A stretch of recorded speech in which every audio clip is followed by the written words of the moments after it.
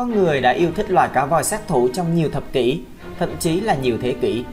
Bởi vì chúng là một loài cực kỳ gắn bó với gia đình và là một trong những loài động vật có vú biển duy nhất được biết đến là ăn các loài động vật có vú khác, bao gồm cả cá voi lớn. Nhiều người thường tự hỏi liệu cá voi sát thủ có ăn thịt người không? Và liệu nó có ăn thịt người nếu như có cơ hội hay không? Mình sẽ giải đáp những thắc mắc của các bạn vào video này nhé.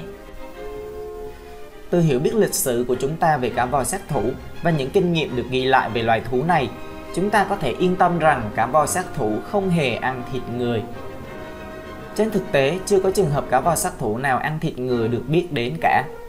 Trong nhiều trường hợp, cá voi sát thủ không được coi là mối đe dọa đối với hầu hết mọi người. Về cơ bản, cá voi sát thủ được xem là những sinh vật khá thân thiện với con người và là điểm thu hút chính tại các công viên thủy cung trong nhiều thập kỷ.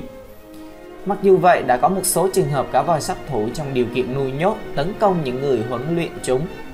Trong những trường hợp đó, cá voi sát thủ thường ngậm lấy tay chân hoặc tóc của người huấn luyện và kéo người huấn luyện xuống nước. Nhưng chúng không bao giờ cố gắng ăn thịt một người. Những vụ tấn công này tuy đã xảy ra nhưng rất hiếm gặp và chỉ có một số vụ tấn công hung hãn được báo cáo trong những năm qua. Hầu hết các cuộc tấn công mà các huấn luyện viên phải đối mặt chỉ để lại cho họ những vết cắt nhỏ và bầm tím, mặc dù một trong những cuộc tấn công này đã dẫn đến cái chết của một huấn luyện viên. Ngoài các vụ tấn công hiếm gặp, số lượng thương vong do cá voi sát thủ gây ra trong điều kiện nuôi nhốt cũng khá hiếm, đặc biệt là khi các quy định mới được đưa ra nhằm hạn chế việc người huấn luyện tiếp xúc trực tiếp với cá voi sát thủ cả trong quá trình huấn luyện và tại các buổi biểu diễn trực tiếp. Những quy tắc mới này được cho là sẽ ngăn chặn bất kỳ trường hợp tử vong hoặc thương tích nào xảy ra trong tương lai. Một số người cho rằng việc nuôi nhốt một con cá voi sát thủ sẽ làm tăng khả năng nó trở nên hung dữ với người và các động vật khác, vì nó bị cô lập trong một môi trường nhỏ và tách biệt khỏi gia đình và bạn bè của mình. Xét cho cùng, việc giữ một con cá voi sát thủ tránh xa đại dương và đồng loại có thể ảnh hưởng rất lớn đến trạng thái tinh thần của cá hổ kinh, khiến nó cảm thấy bị đe dọa và chán nản. Đối với các cuộc tấn công trong tự nhiên, những trường hợp này là lẻ tẻ và trong một số trường hợp được ghi nhận, người bị tấn công chỉ bị thương nhẹ. Tuy nhiên, một số ít người có thể đã bị thương nặng hơn từ các cuộc tấn công. Trong hầu hết các trường hợp, một khi cá voi sát thủ nhận ra nó không tấn công con mồi thông thường của mình, nó để con người một mình và bơi đi. Vậy thì tại sao cá voi sát thủ không ăn thịt người? Về lý do tại sao cá voi sát thủ không ăn thịt người, đã có một số giải đáp cả về mặt lý thuyết và khoa học để giải thích việc chúng không muốn săn hoặc giết người. Một câu trả lời cho rằng cá voi sát thủ không thấy con người có mùi vị đủ ngon. Các nhà nghiên cứu tuyên bố rằng con người không hấp dẫn vị giác của cá voi sát thủ, vì vậy chúng không muốn ăn thịt chúng ta. Oh my god! Wow! Một câu trả lời khác là chúng ta không giống với bất kỳ nguồn thức ăn nào mà cá voi sát thủ có thể ăn, vì vậy chúng không có lý do gì để tấn công con người. Lý do thứ ba có thể là, với tư cách là một cộng đồng xã hội, cá voi sát thủ đã dạy nhau rằng săn bắt con người là không tốt hoặc không đáng làm, và con người nên được để yên. Như đã nói trước đây, chúng là những loài thông minh và có thể đưa ra các quyết định dựa trên nhóm lớn. Đây là lý do mình nghĩ là hợp lý nhất. Nếu cá voi sát thủ quyết định săn con người, rất có thể chúng không còn tồn tại cho đến ngày nay, vì con người có thể đã tiêu diệt hết chúng rồi. Trong mọi trường hợp, hầu hết các nhà nghiên cứu đều có thể đồng ý rằng cá voi sát thủ không săn hoặc ăn thịt người. Có loài cá voi hoặc cá heo nào ăn thịt người không? Theo những gì chúng ta biết, theo quan điểm khoa học và lịch sử, không có loài động vật thuộc bộ cá voi nào ăn thịt người, gồm cá voi, cá heo và cá heo chuột. Trên thực tế, hầu hết các loài động vật có vú ở biển không có khả năng ăn con người do chúng không có răng, cổ họng nhỏ, hoặc có kích thước nhỏ, hoặc bị hạn chế khỏi chế độ ăn uống tiêu chuẩn của chúng. Hơn nữa, đa số các loài cá voi đều có cổ họng khá nhỏ khiến chúng không thể nuốt được con người. Một trong số ít loài động vật thuộc bộ cá voi được biết đến có cổ họng đủ lớn để nuốt chửng con người là cá nhà táng.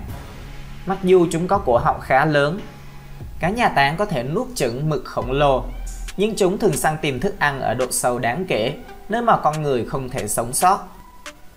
Do đó khả năng bị cá nhà táng nuốt vào bụng là không thể xảy ra, Trong khi cá voi sát thủ sở hữu những chiếc răng cần thiết để bẻ gãy các bộ phận cơ thể con người cho dễ ăn, và cá nhà táng sở hữu cổ họng đủ lớn để nuốt con người, thì cả hai loài đều không thích ăn thịt người. Đây là điều may mắn cho chúng ta, hoặc là may mắn cho chúng. Khả năng một người bị cá voi sát thủ tấn công là rất thấp. Ngoài thực tế là hầu hết các loài thuộc bộ cá voi hoặc không thể ăn thịt người, hoặc không quan tâm đến việc ăn thịt người, cũng rất hiếm khi một người tiếp xúc gần với một con vật lớn như cá nhà táng hoặc cá voi sát thủ. Trong hầu hết các trường hợp, con người ở trên thuyền hoặc bơi xung quanh vị trí gần bờ biển, nơi cơ hội để đụng độ cá voi sát thủ hoặc các loại cá voi lớn khác là cực kỳ hiếm. Và mặc dù một số quần thể cá voi sát thủ được biết là sống ở vùng ven biển, nhưng số lần con người tiếp xúc gần với một trong số chúng là rất hạn chế. Như đã nêu trước đó, có một số vụ cá voi sát thủ đã tấn công con người trong tự nhiên, nhưng những trường hợp này khá hiếm gặp. Khi cá voi sát thủ nhận ra đó không phải là thức ăn đặc trưng của chúng sẽ để người đó yên. Hầu hết các cuộc tấn công đã được ghi nhận đều xảy ra giữa một con cá voi sát thủ và người huấn luyện của nó, vì họ thường xuyên tiếp xúc gần gũi với nhau. Khi bị kích động hoặc căng thẳng, cá voi sát thủ thường tấn công những người huấn luyện của chúng trong không gian hạn chế mà chúng đang bị giam giữ, nhưng chúng không cố gắng ăn thịt những người huấn luyện của mình. Như vậy có thể nói cá voi sát thủ an toàn đối với con người. Tuy nhiên không nên tiếp xúc với cá voi sát thủ trừ khi có sự giám sát của chuyên gia trong một môi trường được kiểm soát. Đừng nhầm lẫn giữa lòng tốt với sự yếu đuối. Dù cá voi sát thủ ít gây sự với con người trên biển, chúng không nên được xem là loài động vật thân thiện và dễ chịu trong tự nhiên.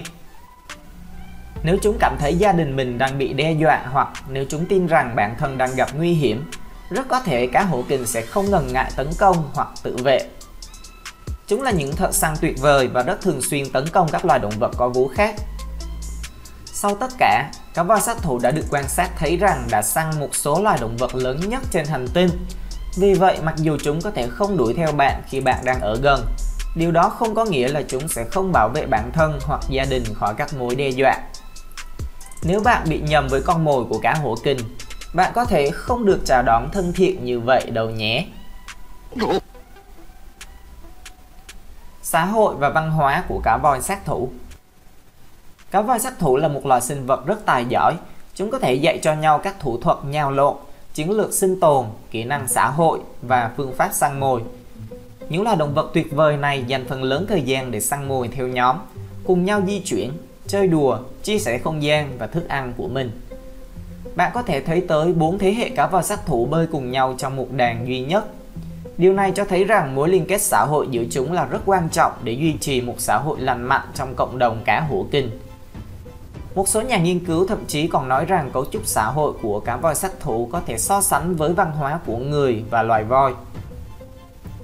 Mức độ thông minh cao, cấu trúc xã hội phức tạp và nguyên tắc cộng đồng mạnh mẽ khiến những loài động vật có vú biển này không chỉ là những sinh vật hấp dẫn, mà còn là một xã hội có tổ chức tốt, có hiểu biết sâu sắc về các loài động vật khác cũng như mối quan hệ của chúng với những loài động vật đó. Cụ thể là biết loài nào ăn được, còn loài nào là trái cấm. Video giải thích về cá hổ kình của kênh Động vật Facts sẽ dừng lại tại đây. Nếu các bạn thấy thích chủ đề này, đừng quên bấm like, đăng ký và để lại bình luận, cũng như đề xuất chủ đề các bạn muốn kênh làm. Hẹn gặp lại các bạn trong clip tiếp theo.